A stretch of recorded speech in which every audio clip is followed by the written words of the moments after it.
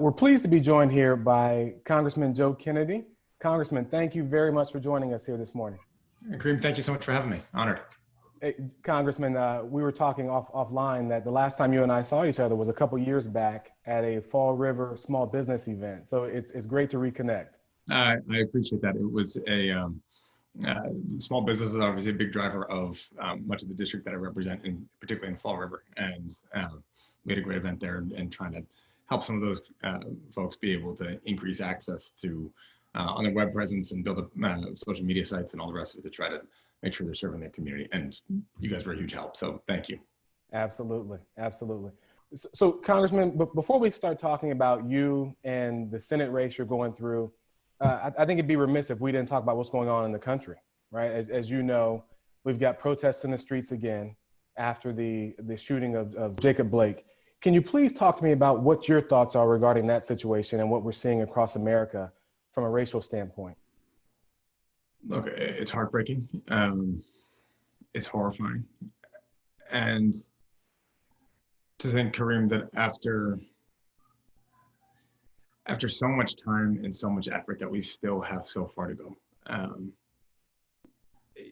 We're speaking now on a Sunday morning, a couple hours after reports of violence in Portland and clashes between Black Lives Matter activists and right-wing militia group, left one dead.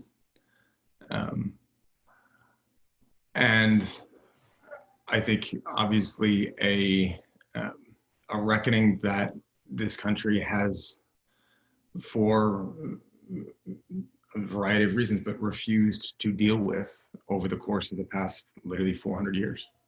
And what we're seeing now is this boil up and boil over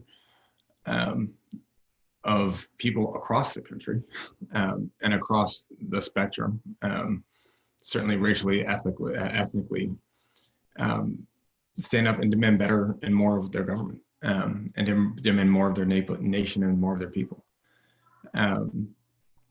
And that's not too much to ask, right? It's not too much to ask that at some point, eventually, a nation lives up to the promise, literally in the first words of its founding document, that we are all created equal. And I think for anybody that chooses to pay attention today, you know that we're not. And it requires all of us to do more, particularly, Karim, obviously those of us in power and those of us in a position of power and those of us with privilege, to acknowledge the fact that whatever effort we've done and however laudable that is, it ain't good enough, because it's not. And it calls on all of us to do more.